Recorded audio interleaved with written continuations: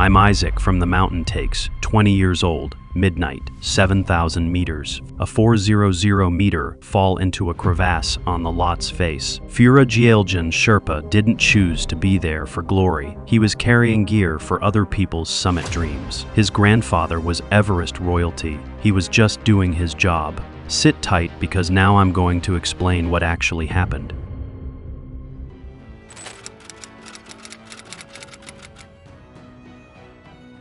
It was 7 p.m. on Monday, May 11, 2026, at Camp 2 on Mount Everest, sitting at roughly 6,400 meters on the South Col route. Phura Gyaljen Sherpa, 20 years old, shouldered a heavy load of expedition gear tents, oxygen bottles, ropes, supplies that summit teams would need higher on the mountain in the coming days. This is what's called a load-carrying mission, one of the most routine, unglamorous, and dangerous jobs in all of mountaineering. While clients rest, acclimatize, and prepare mentally for their summit attempts, young high-altitude workers like Phura Gyaljen move gear up and down the mountain, often at night, alone or in small groups, often in darkness that headlamps barely cut through. He started up the route toward Camp 3, climbing the Lhotse Face, a massive, steep wall of glacial blue ice that rises between Camp 2 and Camp 3, one of the most exposed and technically demanding sections on the entire mountain. At night, in the cold, with a heavy pack pulling at his shoulders, every step on the Lhotse Face requires absolute precision. The ice is hard, the slope is steep. A single slip, if it happens at the wrong moment, doesn't end with a stumble. It ends with a fall that doesn't stop. 4 hours into his climb, at approximately 11:20 p.m., at around 7,000 meters, just below Camp 3, Phura Gyaljen slipped. He fell from a narrow section of the route. He plunged roughly 400 meters down the Lhotse Face, disappearing into a crevasse located between Camp 2 and Camp 3. There are no further details about how he fell or whether he was clipped to the fixed ropes at the moment it happened. In the dark, on a wall of ice, carrying the weight of other people's expeditions on his back, a 20-year-old simply vanished into the mountain. Other Sherpas and climbing guides in the area responded immediately. A search operation began in the darkness, on the same terrain that had just taken him. Eventually, they located him in the crevasse, approximately 400 meters below where he had fallen. They brought him out. Officials would later say he had sustained critical injuries to his head and body. He could not be saved. His body was carried down to the helipad at Camp 2, from which he was airlifted the following morning. To understand the full weight of what happened that night, you need to understand who Phura Gyaljen Sherpa was, and more importantly, where he came from. Phura Gyaljen was from Thame, a small village in the Khumbu region of Solikhumbu district. Thame is one of the most famous mountaineering villages in the world, the birthplace of legendary climbers, a place where the names of Everest summiteers are woven into family histories, the way other villages might talk about farmers or merchants. And in Thame, one family name stood above almost all others: Rita Sherpa. Rita Sherpa, known around the world as the Snow Leopard, was born in 1948 and became one of the most legendary figures in Himalayan mountaineering history. Between 1983 and 1996, he summited Everest 10 times every single time without supplemental oxygen. His sixth ascent set a world record for the most successful Everest summits at the time, and he broke his own record again on his 10th. He remains, to this day, the only person to have summited Everest in winter without bottled oxygen. He was a national hero in Nepal, honored with the Order of Gorkha Dakshina Bahu and the Order of Trishakti Pada, among the highest honors the country can bestow. Rita had 3 sons and a daughter. His eldest son, Karsang, followed his father into the mountains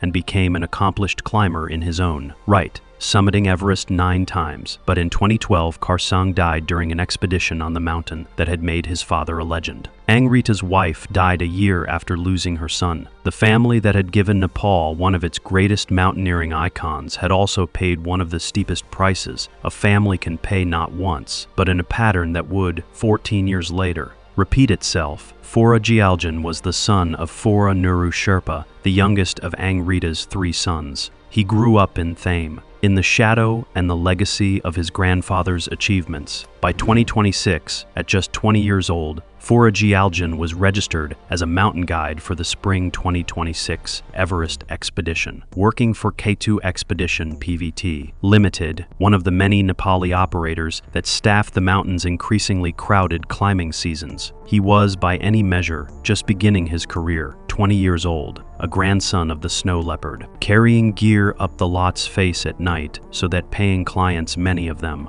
foreigners with far less experience than he could attempt the summit in the days ahead. Rita Sherpa had died in 2020 at age 72 in Kathmandu, having lived out his final years at his daughter's residence. He never lived to see this. He never had to watch a second descendant taken by the same mountain that had made his name immortal. But the mountain didn't need him to be watching. It simply waited. Phura Gyaljen's death came one day after another death on Everest. That same week, Vijaya Gamir Bishwakarma, 35, a four-time Everest summiteer and the first member of Nepal's Dalit community to reach the top of the world, had died of a suspected cardiac arrest while descending through the Khumbu icefall on May 10th. Two deaths, one day apart, both Nepali climbers, both working the mountain rather than simply visiting it. By the time Phura Gyaljen's body was airlifted from Camp 2, the 2026 spring season already had multiple fatalities, and the actual summit pushes for most expeditions hadn't even begun yet. This is the part of Everest that almost never makes it into the documentaries, the films, the inspirational stories about human achievement. The summit gets the cameras, the death zone gets the drama, but the load-carrying missions the night climbs up the Lhotse Face with 40, 50, 60 pounds of someone else's gear strapped to your back. Those happen in darkness,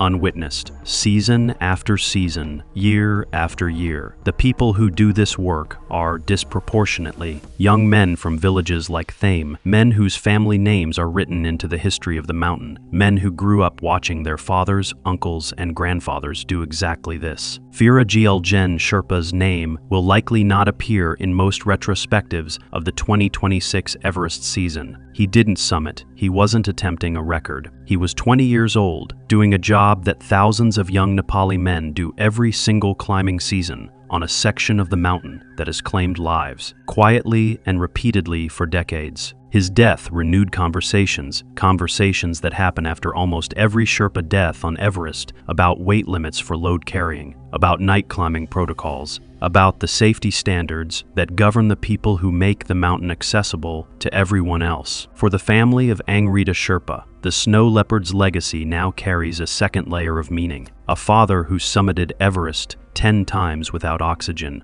a son who summited it 9 times and died on it in 2012.